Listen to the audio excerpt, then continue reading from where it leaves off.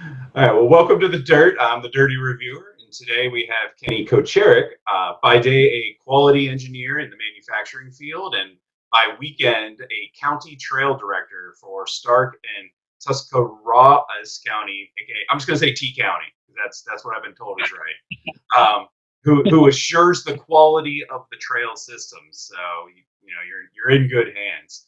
I actually met Kenny down at Tuscarawas, which is a private campground where I kept trying to interrupt what I think was a CAMBA meeting, actually, to talk about some policy and some trail revision ideas that I had. And, we ended up talking about all things mountain biking for 2 hours. So, amazing supporter of the support, someone that really serves as a great example of how someone, fell in love with this, got involved with the community. So, Kenny, welcome.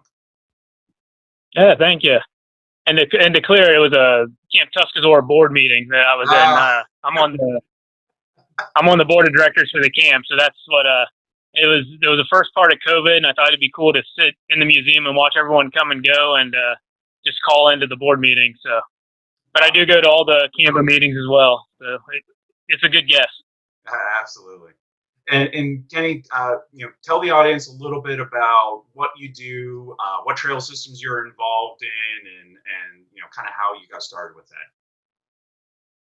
that. We'll keep it short. Basically, just got involved.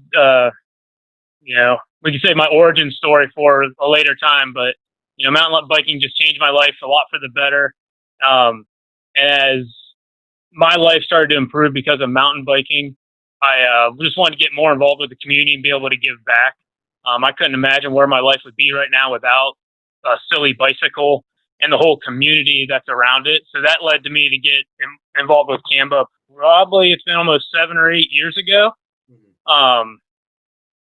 And just whatever I could do to give back. I started off cutting my teeth at Walter's Knob as I was partially employed.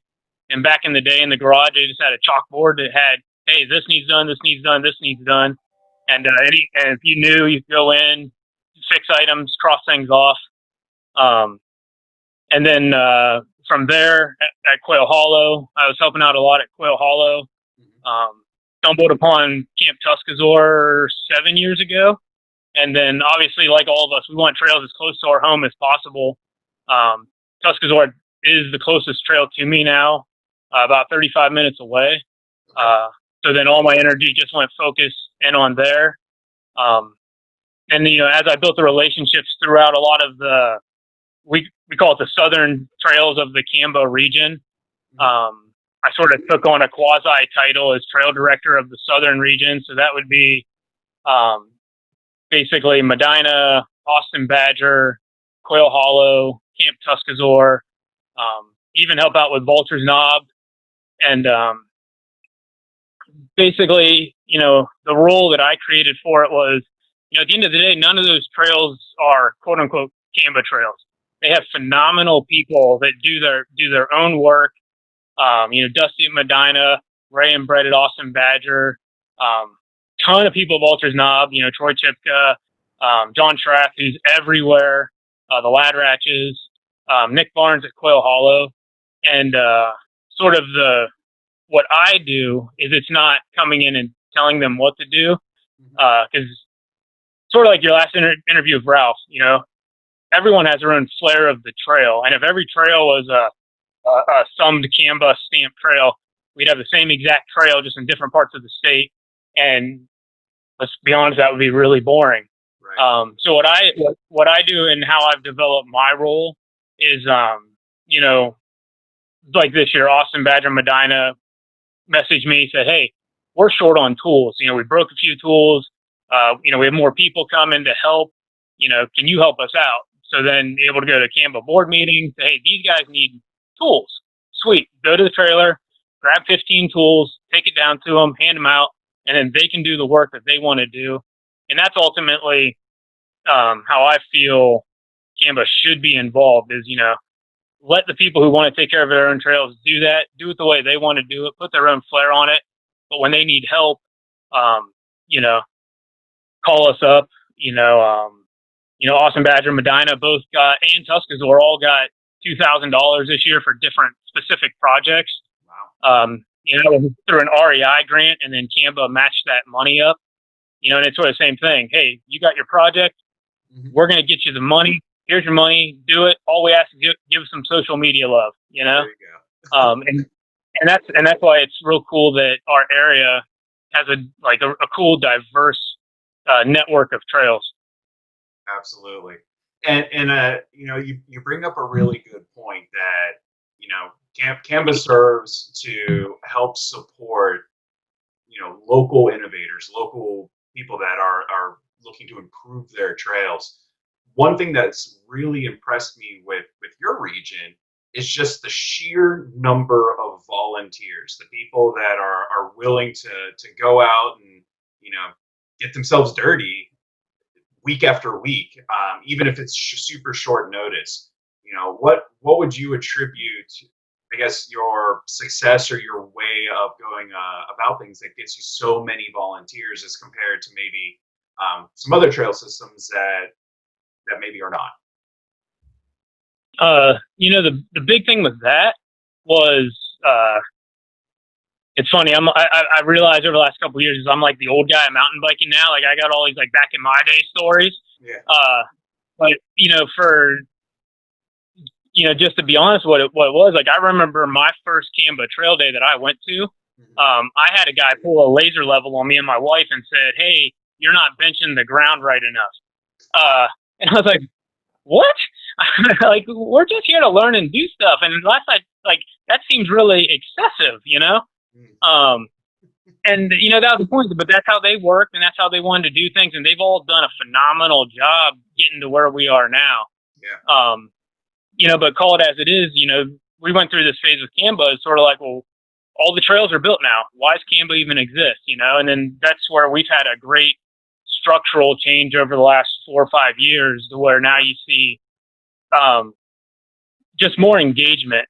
And speaking specifically on the volunteers, I think a big thing of that is, at the end of the day, I don't want to drive an hour and a half to up north to Cleveland to do a trail day. I don't ride those.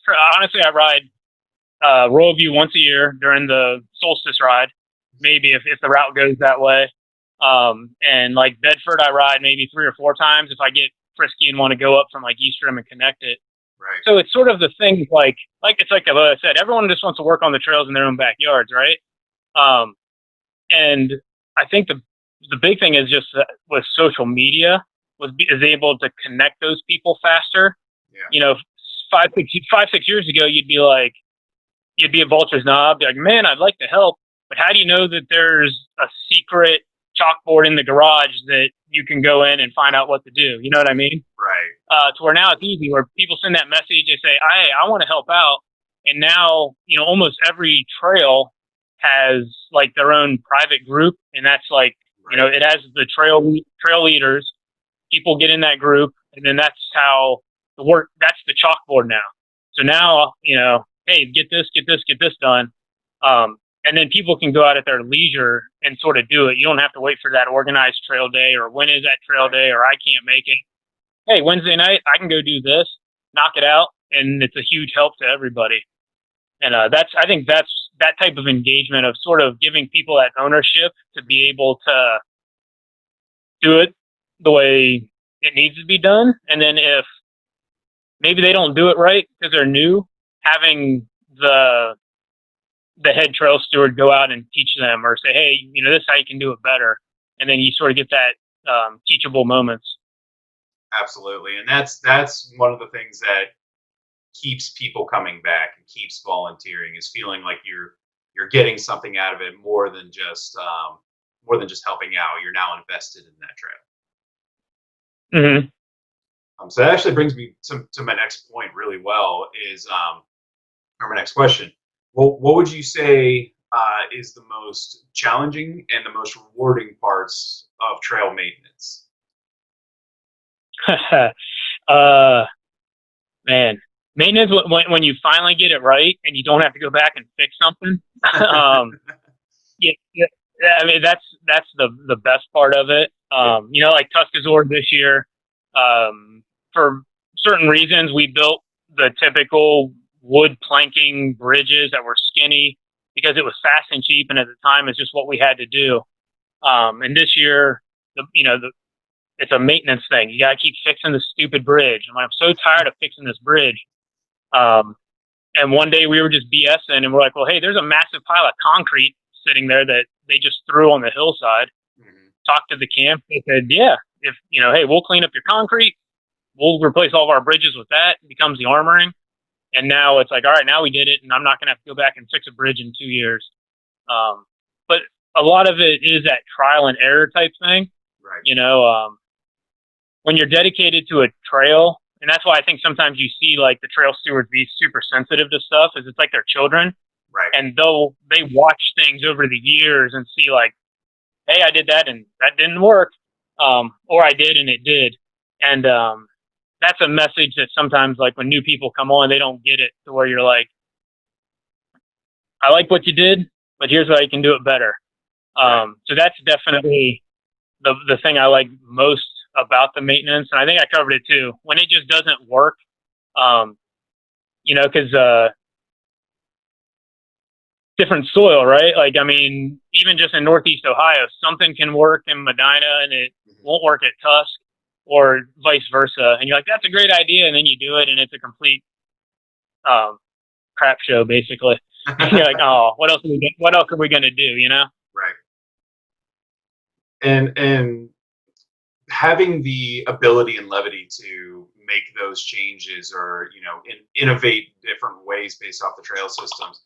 I know there's different approval processes when you're dealing with something like Tuscarawas, which has private ownership, versus maybe something that's at like a public park or something like that. So it sounds like you have a variety of history. How do you view these like publicly accessible trails that are in either the metro parks or other parks, versus something like Vulture's Knob, which is on private land? Mm-hmm.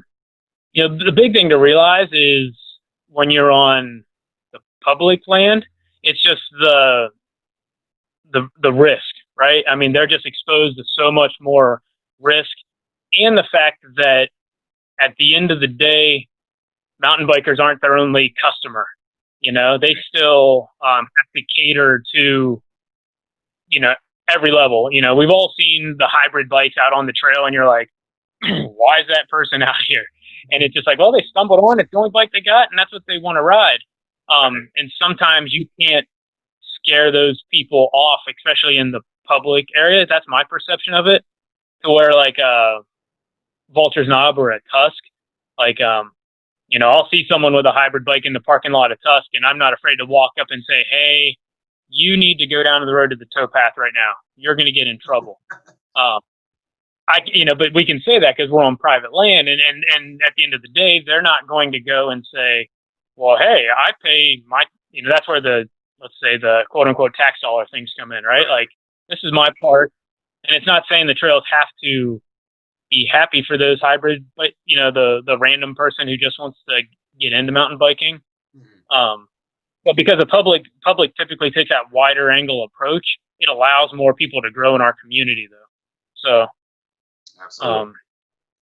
And all of that from someone who I've heard rumors willingly rides a single speed while mountain biking. Things that they probably, would be challenging themselves to do. So that's just a rumor. Just a rumor. Well, this has been great so far. I think for any role, it's important to have those great moments where you have a feature that's finally fixed, or something that's sustainable. Beyond that, I guess, how do you measure success in what you do? Where do you get your enjoyment, but also things that you can point to and say that this was successful? Honestly, for me, and especially just speaking from like the Tuscarawas perspective of it, it's really the amount of users that are coming.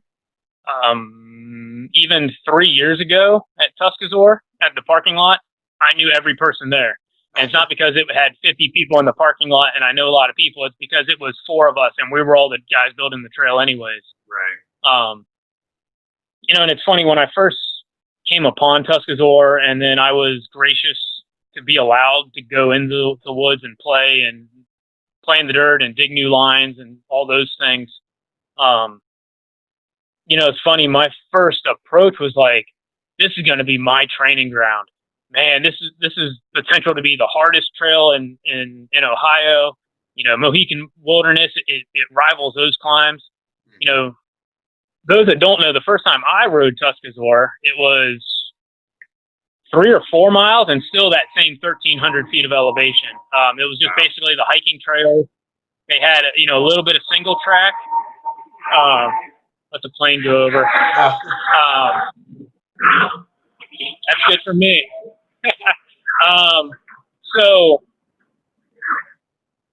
And it was right at like the epitome of being like a D-bag racer guy.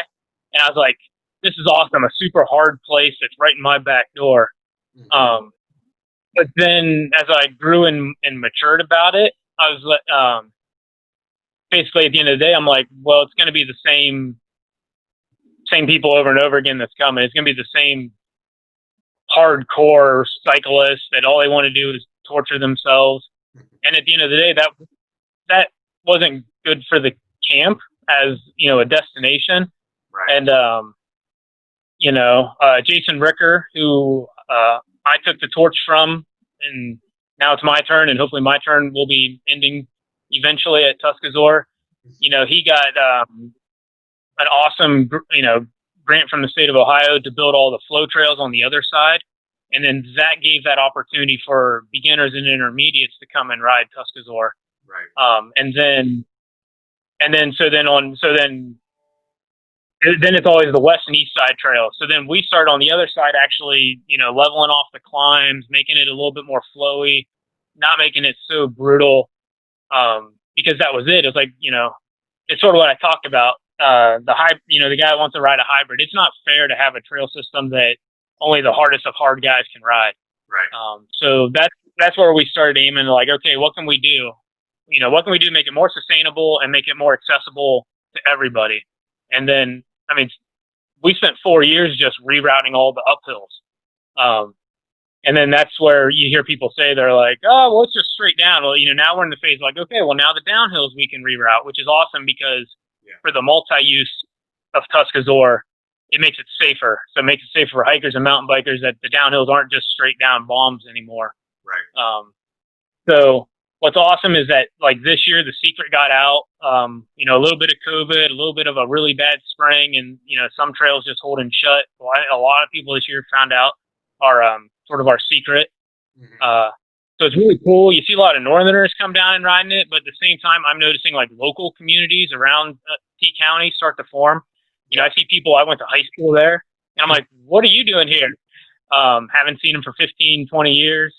And I go, oh, I just heard there were trails, and starting to see the local community form around the trail, because that's the real benefit, is making sure, it's awesome people travel, but it's also cool that you see the people that live right next door getting into it and growing. So that's where I see success, getting new people into the sport, growing the community around the trail, and everyone having a good time.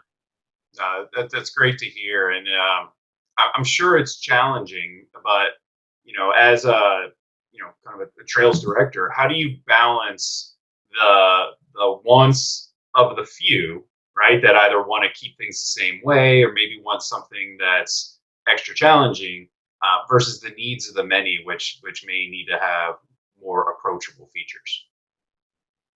So like at Tuscarawas, the approach we did, and we've been hearing that I get lost. I can't find my way around Tuscarawas. We're almost there with the signage. We're getting there. I have been lost. It was one of the things. It was one of the things, like, we built the trail, and it's a really big stack loop system. In Ohio, we're used to one loop. Hey, you go in, you pop out. There's no other options, right? Right. Well, at Tusky, there's a bunch of 1 mile, half mile trails that go off of the main core loop. And that's how we handled that was, you know, basically as social media progressed through the years, people are like, Tuscarawas just sucks. And then because the climbing's too hard. So then we started rerouting the climbs. And then they're like, well, it's okay, but there's nothing technical. So then we built Eagle Hill. And that was to be like our tech answer to them, right? And then after that, people are like, well, you know, east side's fun, but the west side is just meh. It's just brutal, right? It's like I get to the roost and then it's just straight up and down and I hate it. So then that's like with the Overlook Trail. Like we got lucky with all the grant money that came in over the last year. That trail was originally slated to be like, that was like our 5-year future project, right? Wow. And then we had a bunch of money fall in our lap and we're like, I had a teammate that could run an excavator. He said, hey, I'll donate all my time. You guys pay for this. So it all worked out. So then that was the same way to where, so now we had the Overlook Trail to where now you work hard to get to Buzzard's Roost and now you can hit Overlook and you actually get 2 miles of just like actually chilling out and riding through the woods. Yeah. Some fun features. So that's the advantage we take. And that's why there's so many 1 mile loop here, 1 mile loop here is we're sort of answering as we have room, the needs of the, hey, this would be cool, or I want this. And I think that's why Tuscarawas is so diverse. Mm-hmm. You know, it's like, we've always take the approach of like a trail builder has a signature, right? Right. Like you go to Royal View, you go to Bedford, it has that feel. Everywhere you travel, you can just tell, right? Like, you go to, I'm horrible. I can't think of the name, Alex Eastrom guy, you know, and you go to other trails of his, it's got like that sort of signature. Tuscarawas, every time we build a new trail, because we all travel so much, it was like, hey, let's build something like what we see at Rock. Or, hey, let's build something like what we see at Raystown. And that's why our goal was always that to make Tuscarawas as diverse as possible and make it middle ground, everyone happy. That's great to hear. If you know, I guess if you could change one thing, right? Because I know you said you had a 5-year plan with Overlook, but now that's come to fruition. If you could change one thing about the trails and just be done with it, what would it be? I know it's just on top of everyone's list. It's that last climb out to the parking lot. That one, it's on the master trail plan. There's a reroute there. I'm telling everyone now, it will happen, but it's sort of the same thing. Like when we do it, we're gonna do it right. And you know, it's the same thing. It's like that's our 3 to 5 year plan to have that trail built because it'll probably have the same flair of Overlook. One thing with all the trail stewards, we sort of got burnt out. We averaged about like a mile a year hand building, and that just burns you out. Yeah. That's like tough, and we all have normal jobs. So now we're sort of that mindset of, you know what, let's take advantage of technology. Let's just knock it all out, save the money, and do it to where it's saying that it's that mass appeal for everybody. Right. Other than that, so that's like future in the past. For those who know real well, you won't be able to describe it. I know how it is. It's the descent on Pipestone to the gravel road by the Troop 5 cabin was like the first part that I built at Tuscarawas. Mm-hmm. You know, that was my first time, and now that section of trail is getting so brake rutted out because there's a lot of blind turns, some sweepers. There used to be poorly built berms that I've learned how to build them better, and you don't even know they're there anymore. I've always swore that one day, I'm going to go back and lay out that little 1,000-yard section and fix it and make it solid, so we don't get the same thing. It's not sustainable. There's some steep descents, quick turns, and that's how I've grown as building a trail builder. And I'd love to go back and fix that. And that's probably the same thing. In a few years when there's absolutely nothing for me to do at Tusk, we'll go back and fix that. So And I know this question is, it's always asked, it's like asking a parent which is their favorite kid, right? So I know if you don't have an answer, that's okay. But if you had to pick either a single trail, a single feature that you've built that is your favorite, what would it be? It, anyone who knows me on social media, it's Eagle Hill at Camp Tuscarawas.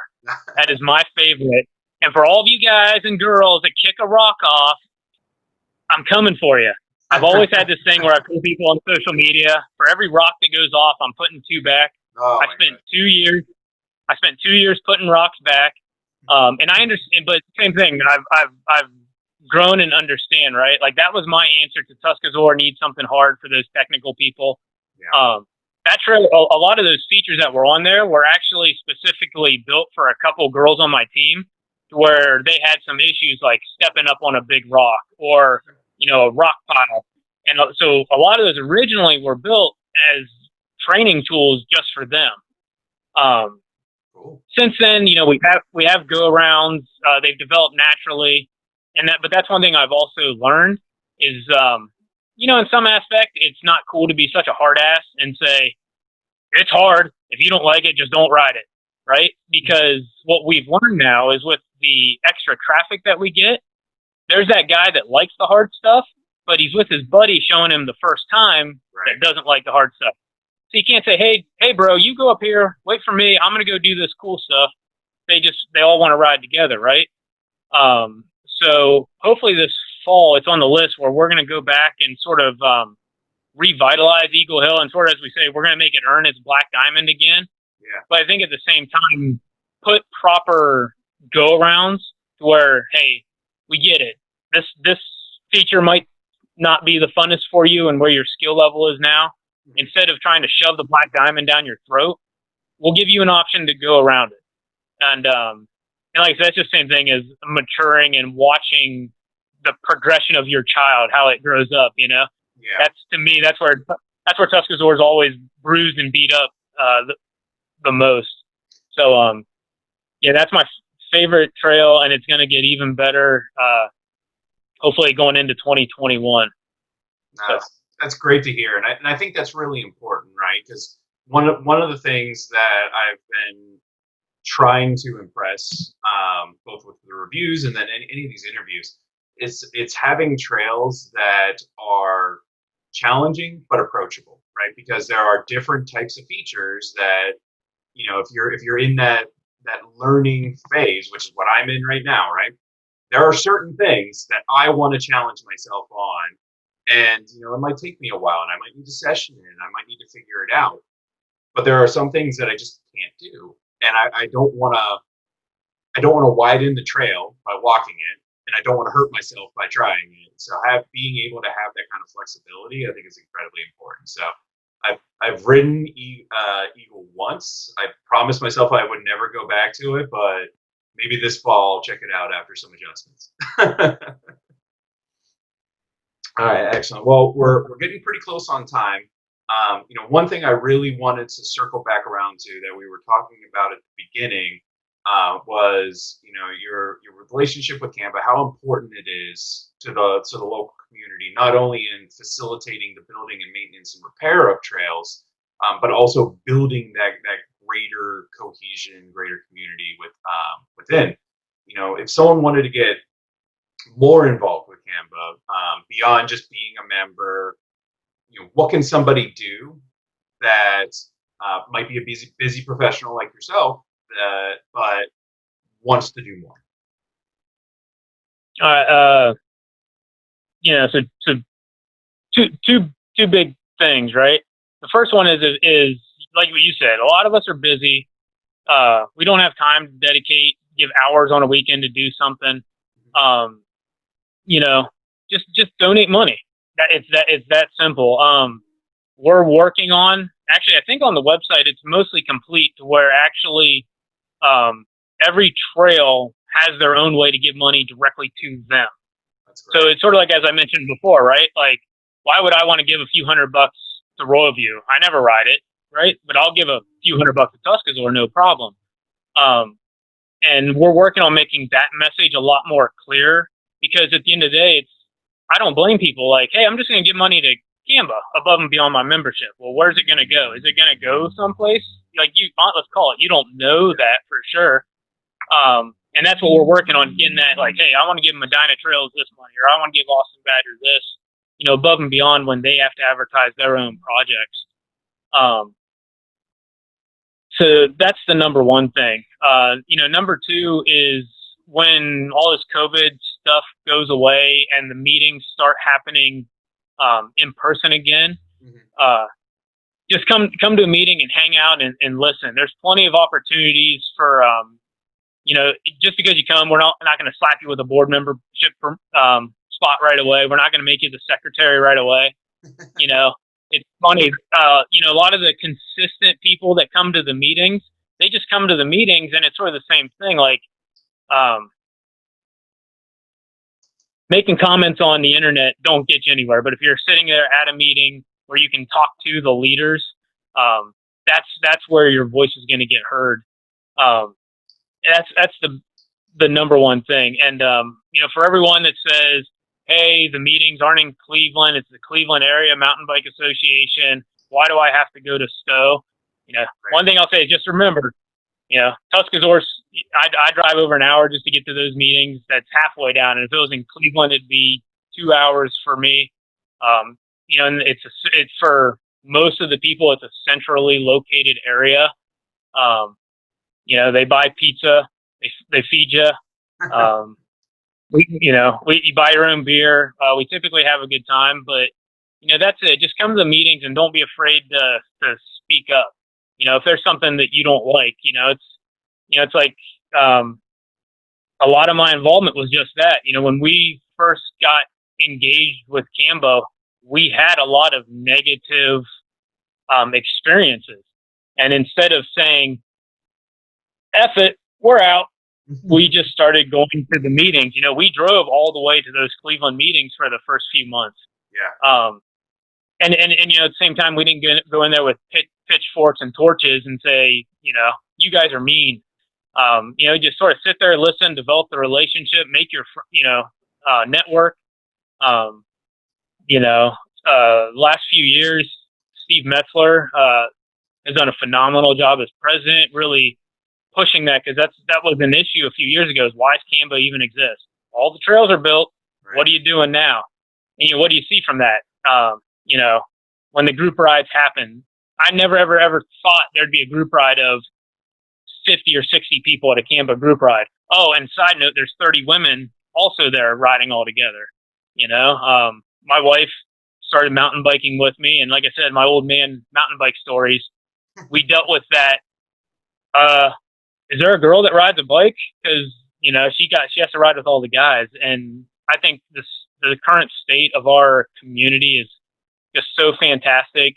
This year with COVID, obviously it sucks real bad. Like, it hurts me when I see people talking about the group rides, and it's like, we can't do it. But then you do see people on their own forming and getting out and riding together and forming those relationships, which that's ultimately the goal. Is just, that's why CAMBA exists, to build that community and make it stronger and support the trails that build those communities.